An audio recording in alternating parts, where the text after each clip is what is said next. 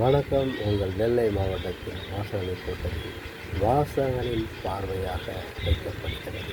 சிவகங்கை மாவட்டம் திரிபுவனம் அருகே உள்ள மடப்புறம் பத்திரகாளி அம்மன் கோவிலில் காவலாளியாக தற்காலிகமாக பணியாற்றி வந்த அஜித் என்பவர் பக்தர் ஒருவர் கோயிலுக்கு வந்துள்ளார். தனது காரை அவரிடம் சாவியை ஒப்படைத்து கார் பார்க்கிங்களை விடவும் என்று சொல்லி இருக்கிறார். இவருக்கோ கார் ஓட்டத் தெரியாது. இருப்பினும் நம்மிடம் கொடுத்து விட்டார்கள் என்பதற்காக அருகில் இருந்தவர்களிடம் தன் ஒப்படைத்து காரை பார்க்கிங் செய்ய சொல்லி இருக்கிறார். இதற்கப்புறம் நடந்தது, அவர் சாமி கும்பிட்டு விட்டு அந்த கஸ்டமர் தங்க நகை வைத்திருக்கிறார். அதில் தங்க நகை வைத்திருந்த உடனேயே தங்க நகை காணவில்லை என்ற உடனேயே காவல்துறையிடம் புகார் அளித்து அந்த காவலாளி அஜித் அவர்களை விசாரணையின் பேரில் கொண்டு சென்றிருக்கிறார்கள். விசாரணையும் நடைபெற்று இருக்கிறது. விசாரணை நடைபெற்று முடிவதற்குள்ளேயே அவர் மரணமும் அடைந்துள்ளார். பெரும் அதிர்ச்சியையும் வேதனையும் தமிழ்நாட்டையே உலுக்கியுள்ளது.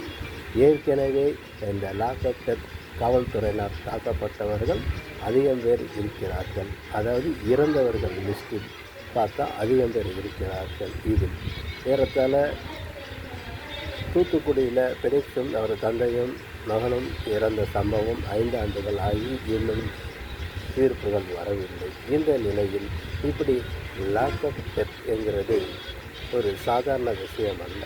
விசாரணைக்கு அழைத்து செல்லப்பட்டவர்கள் எல்லாருமே இப்படி மரணம் சம்பவித்தால் எப்படி காவல்துறை காவல் நிலையத்திற்கு செல்வார்கள் பொதுமக்கள்?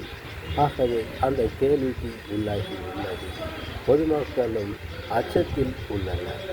இப்போ சாதாரணமாக ஒரு பாஸ்போர்ட்டு வந்தாலே எப்படி செல்வார்கள் காவல் நிலையத்திற்கு?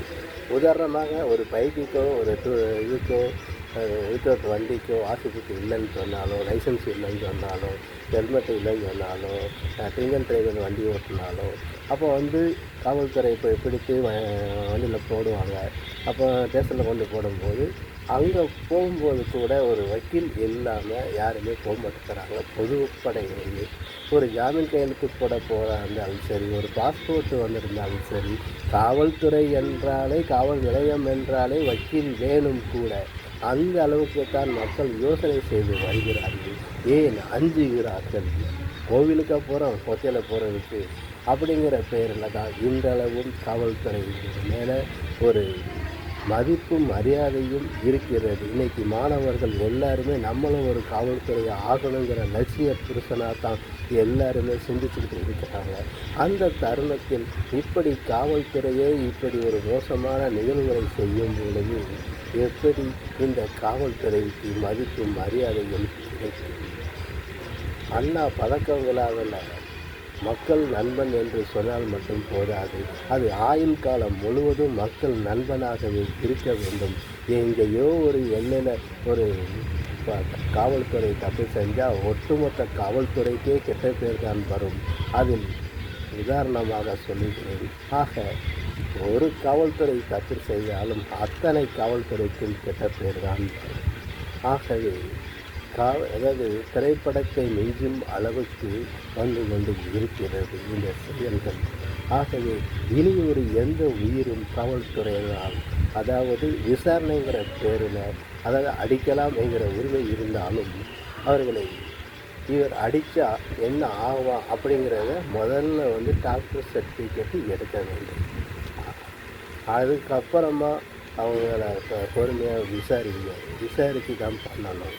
ஆனால் எல்லாம் முடிஞ்சதுக்கு அப்புறம், இறந்து போனதுக்கப்புறம் ஆஸ்பத்திரிக்கு கொண்டு போய் எல்லாம் செய்யணும். அந்த அளவுக்கு ஆகிப்போகுது. காவல்துறைகள் ஒரு பண்பாக நடந்துக்கிட வேண்டும். தமிழக அரசுக்கும் மத்திய அரசுக்கும் நெல்லை மாவட்டத்திலிருந்து வாசகன் ரிப்போர்ட்டர் சார்பால் மக்களை பாதுகாக்க தான் இந்த காவல்துறையை தவிர மக்களை கொல்வதற்காக அல்ல.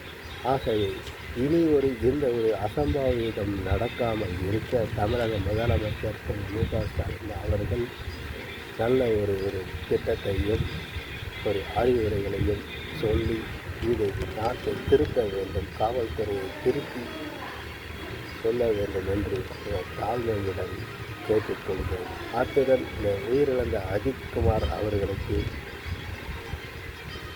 1 கோடி ரூபாய் நிவாரண நிதியமாக அளிக்க வேண்டும். அத்துடன் அவர் குடும்பத்தில் உள்ள ஒருவருக்கு அரசு வேலையும் வழங்க வேண்டும் என்று நெல்லை மாவட்டத்திலிருந்து வாசகன் ரிப்போர்ட்டர் சார்பாக எனது பணிவான வேண்டுகோளை வைக்கிறேன். நன்றி, வணக்கம், ஜெய்ஹிந்த்.